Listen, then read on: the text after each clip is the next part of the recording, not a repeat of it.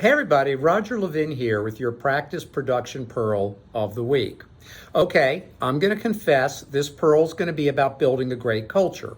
And then I thought, wow, I've covered that a lot. So what are people going to think when they hear we're going to have another pearl on building a great culture? But the purpose of this pearl is not to talk about the culture. It's to talk about what a great culture gets you. So let's assume right now you have a great culture. Magic, poof, you have a great culture. What will you get? Number one, you'll get excellent customer service.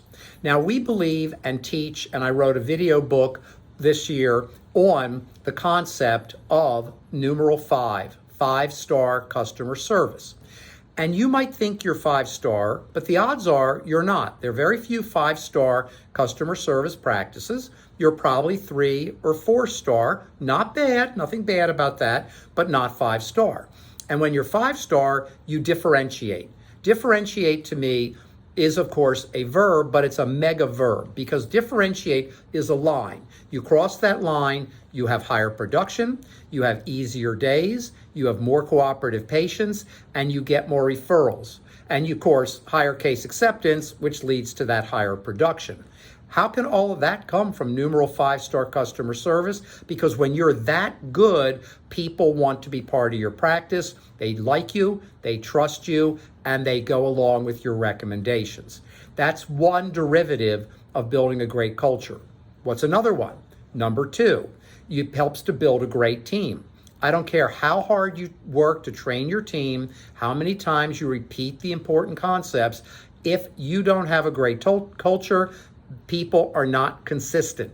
Great cultures create consistency in the team's work, not teamwork, although that can be part of a great culture, but in the team's work. You've probably never heard that before, but when you have a great culture, people understand where they fit, what they do, how we operate, which gets you a long way toward a highly cooperative, energetic, positive team. Is there one more? Yes. Number 3, higher production. When you build a great culture, you almost always grow practice production, which is, I remind you, the single most important factor in the success of your practice and understanding your practice performance. I'm still doing my research project of identifying and prioritizing 244 ways that we've identified to increase practice production.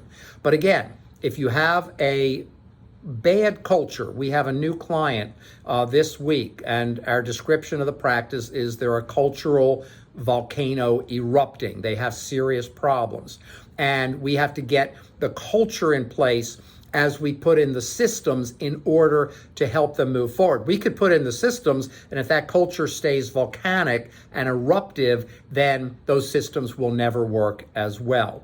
So building a great culture is part of the foundation of having great production, because a great culture leads to everyone being on the same page, the same team, following through, using the scripts, following the systems, knowing their particular numbers.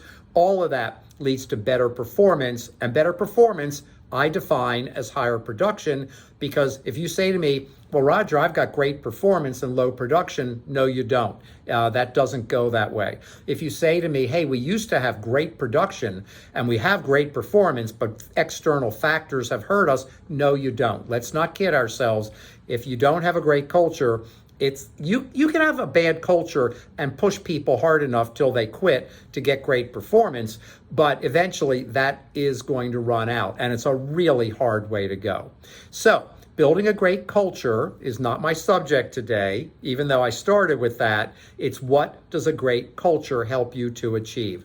And by the way, my last item is fun. The longer I've been doing this, I want dentists to have fun. I want teams to have fun, not just because I want it. I now think it's a critical element. Why do you want to work a year, 3 years, 5 years, and not enjoy it? Why would you want to do that?